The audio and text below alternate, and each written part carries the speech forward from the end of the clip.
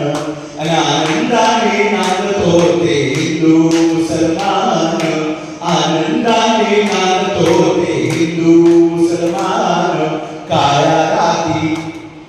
काळ्या राती तळपत होत जिच्या रूपाचं ऊन, अशी देखली होती एका मुस्लिमाची सून.